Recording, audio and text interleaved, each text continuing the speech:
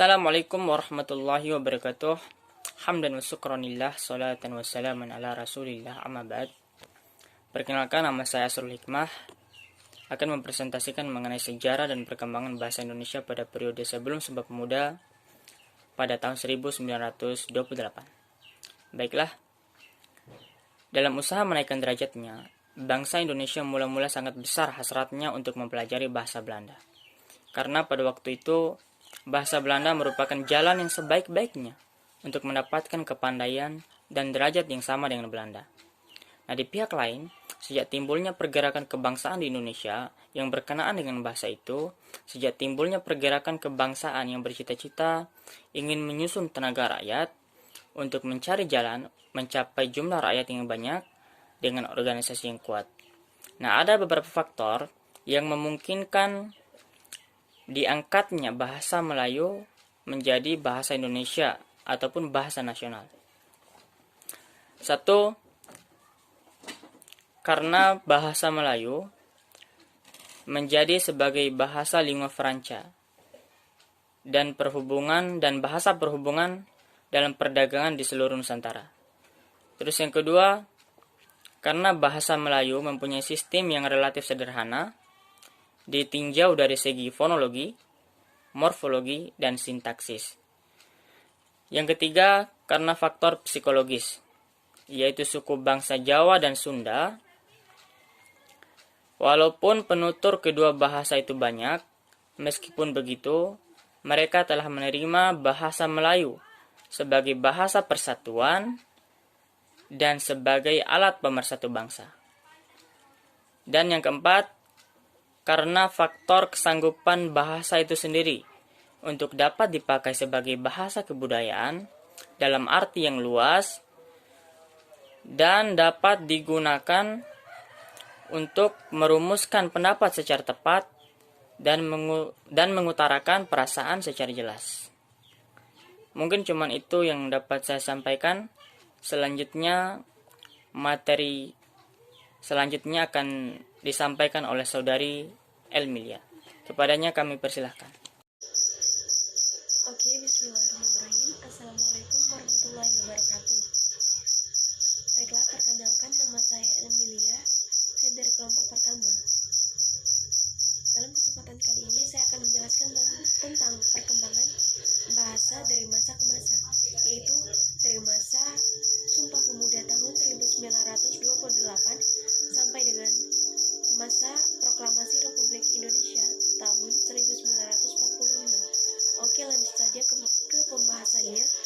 Pada tahun 1928, para pemuda pejuang mengikrarkan Trisakti Sumpah Pemuda yang mempunyai 3 poin. Yang pertama yaitu, kami putra dan putri Indonesia mengaku bertumpah darah satu, yaitu tanah air Indonesia. Poin yang kedua yaitu, kami putra dan putri Indonesia mengaku berbangsa satu, yaitu bangsa Indonesia. Yang ketiga, kami putra dan putri Indonesia mengaku berbahasa satu, yaitu bahasa Indonesia. Oke, dalam 3 poin Sumpah Pemuda ini, kita dapat menyimpulkan bahwa pada poin ketiga yaitu bahwa bahasa Indonesia adalah bahasa persatuan orang Indonesia. Jadi, kita patut menjunjung tinggi bahasa persatuan kita, itu bahasa Indonesia. Bismillahirrahmanirrahim. Assalamualaikum warahmatullahi wabarakatuh. Perkenalkan, nama saya Hidayati dari kelas 1C. Di sini saya akan menyampaikan materi sebelumnya yang telah disampaikan oleh saudari kami, yaitu saudari Elmilia. Di sini saya akan membahas materi yang terakhir atau periode yang ketiga, yaitu periode proklamasi kemerdekaan Republik Indonesia tahun 1945 sampai sekarang. Adapun periode tersebut memiliki kesulitan antara lain. Yang pertama yaitu kurangnya kata dan istilah yang berhubungan dengan iptek. Yang kedua yaitu munculnya pengaruh bahasa daerah dan bahasa-bahasa asing serta pikiran-pikiran modern yang menyebabkan timbulnya kekacauan sebelum lahirnya pedoman umum pembentukan istilah. Yang ketiga yaitu kurangnya penelitian bahasa Melayu sebagai dasar bahasa Indonesia. Yang terakhir yaitu kurangnya buku-buku iptek yang ditulis dalam bahasa Indonesia. Adapun perkembangan dari periode tersebut yaitu antara lain perubahan bahasa Indonesia, yang kedua yaitu bahasa SMS dan bahasa gaul. Nah, sekarang kedudukan bahasa Indonesia. Kedudukan bahasa Indonesia ini sebagai sistem lambang nilai budaya yang dirumuskan atas dasar nilai sosial yang dihubungkan dengan bahasa yang bersangkutan politik bahasa nasional. Selanjutnya yaitu kedudukan dan fungsi bahasa Indonesia sebagai bahasa nasional. Yang pertama yaitu lambang kebangsaan nasional. Yang kedua, lambang identitas nasional.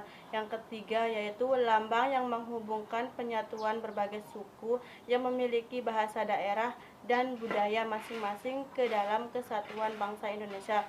Yang terakhir yaitu sebagai alat perhubungan antar daerah dan antar budaya. Yang terakhir yaitu kedudukan dan fungsi bahasa Indonesia sebagai bahasa negara dan bahasa resmi. Yang pertama yaitu bahasa resmi kenegaraan. Yang kedua, bahasa pengantar dalam dunia kependidikan. Ketiga, alat perhubungan pada tingkat nasional untuk kepentingan perencanaan dan pelaksanaan pengembangan nasional serta kepentingan pemerintah. Yang terakhir yaitu alat perkembangan kebudayaan dan iptek.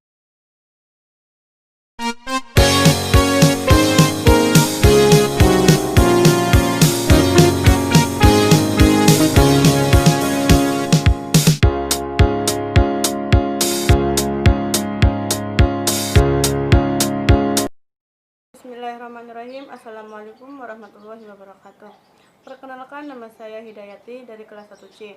Di sini saya akan menyampaikan materi sebelumnya yang telah disampaikan oleh saudari kami, yaitu saudari Elmilia. Di sini saya akan membahas materi yang terakhir atau periode yang ketiga, yaitu periode proklamasi kemerdekaan Republik Indonesia tahun 1945 sampai sekarang. Adapun periode tersebut memiliki kesulitan antara lain. Yang pertama yaitu kurangnya kata dan istilah yang berhubungan dengan iptek.